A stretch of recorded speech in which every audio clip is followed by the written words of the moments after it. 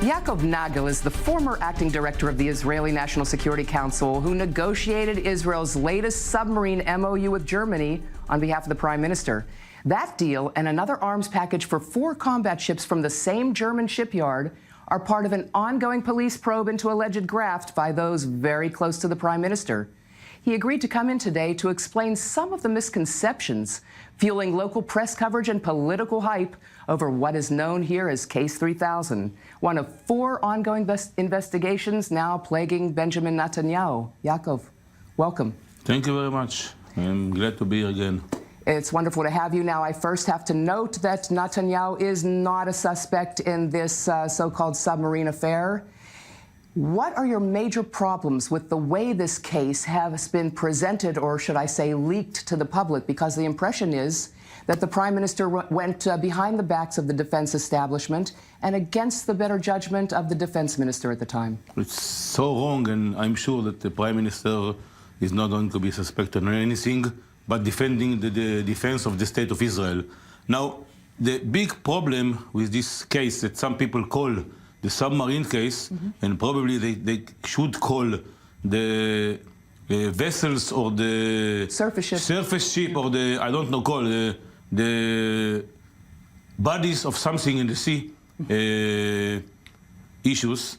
It's really that they are mixing at least 4 different stories. Now, 2 of them are very short, so we'll skip them. One of them is the purchasing of the submarines at the beginning of 2009, 2010, the submarines submarine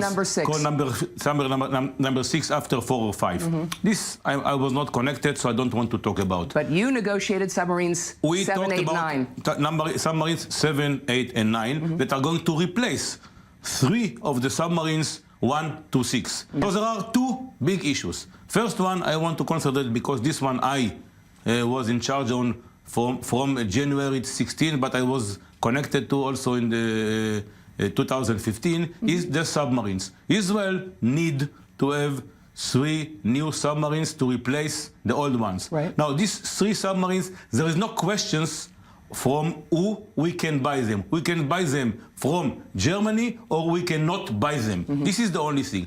Now, we wanted to have a commitment from the German government, and remember that an election was supposed to happen, and it happened, right. And no one knew what will happen. And then we also wanted to get a commitment about a discount on the submarines. And you secured a 30% subsidy from Angela Merkel. And we secured the 30%. It was a personal phone call from the Prime Minister to Merkel at the end of 2016 to secure it, and only after it we went to the, it was 2016, and then only we went to negotiate the MOU.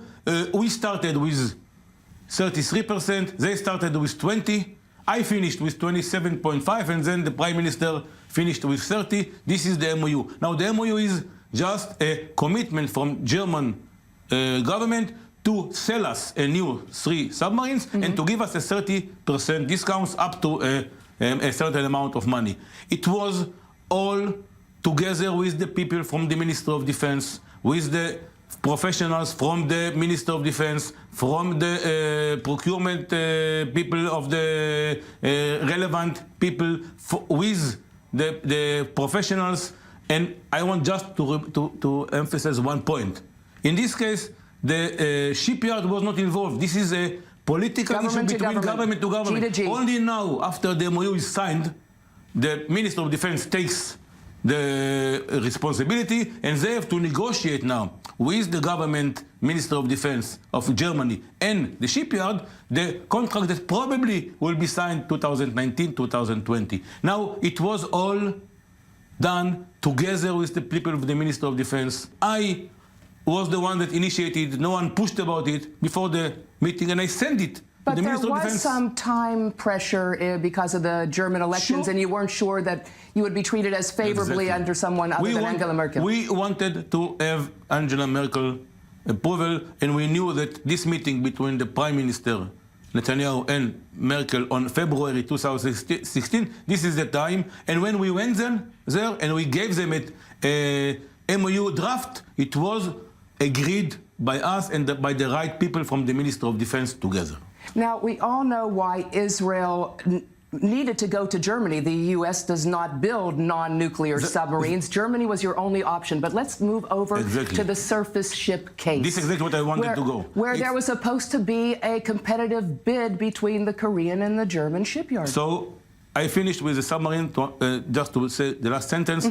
It cannot be a bid on the submarine. It was never on the table. It's to buy, to get the commitment, to get the discount, or not to buy. Now, if not buying, it will be very bad for the Israeli, because we need 3 to replace, at the end of next decade, 3 old one. Now about the surface ships. Now, the submarines, I was responsible. The surface ships ended before I was the head of the NSC, but I went through all the papers and I know it very well.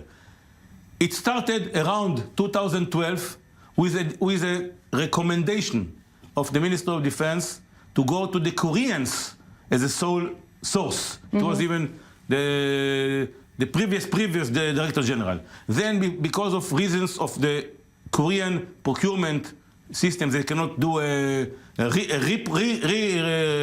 rebuy or things like this, so it couldn't be. So it was decided that the best, and there are papers saying that the best solution for Israel, technically and economically, is the German one. There are papers from the Navy, the Minister of Defense, anyone, is the German, and there is a letter end of 2013 saying so from Minister of Defense, but it's only if there is a discount on the ships. Otherwise, conditioned on the discount. Otherwise, it can be a good competition, because on the ship, there is a competition. There is not only one solution. So it was decided that if there is a discount from the German, will be sole source. If no, it will be a bid. In the middle of 2013, because of 2014, because of political issues not connected to those things, the Germans say, no, we are not going to give you a discount. Then say, no discount. The Minister of Defense decided to open to a bid. So it was Korean sole, German sole, a bid, and then the Minister of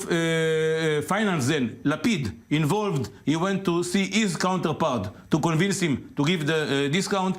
The Minister of Foreign Affairs, then Lieberman, was involved with his counterpart to make sure that there is no bid. And then the Prime Minister was talking to Merkel. The discount at the end was accomplished by a talk between Minister Lapid and his counterpart, and then the Prime Minister and Merkel closed it. Nevertheless, while it was there, the Minister of Defense decided on their own to go on a bid in the middle of Tzukatan, and then we told them, take it back. After in the middle of Israel's war in Gaza. After it was decided there is a discount, we took it back and decided, all people agreed to go on sole source with the German, and we signed the deal end of 2014 with 27.5% discount. Bottom line, and I know you don't want to talk about the role of the former head of the Navy, if any, who is under suspicion. So let's just focus on the primary mission that is intended for these new surface ships, and that is to protect Israel's offshore energy assets. And what claims does the government of Lebanon have on what Israel views as its own economic waters? First of all, as you said, the main mission is to protect Israel assets in the sea, mostly now what we have in the southern part of Israel. But of course, if we will have assets on the northern part of Israel, it will be part of their mission. It's not part of their mission yet because we don't have their assets. Now, Israel claims part of the potential gas findings in the northern part, and as between two countries, there are sometimes misunderstanding or disagreement about exactly where the border is going, and it's legitimate to have discussions about it, and Israel is willing to have discussions, and we just have the Secretary of State of the United States, Tillerson, in Lebanon talking about it, and it's okay if it will be between Israel and Lebanon. Israel is willing to negotiate directly with Lebanon on the maritime border. Of course, it can be directly, it can be together with the United States as a mediator, but it's a legitimate discussion and disagreement between countries. Thank you, Yaakov. Thank you very much.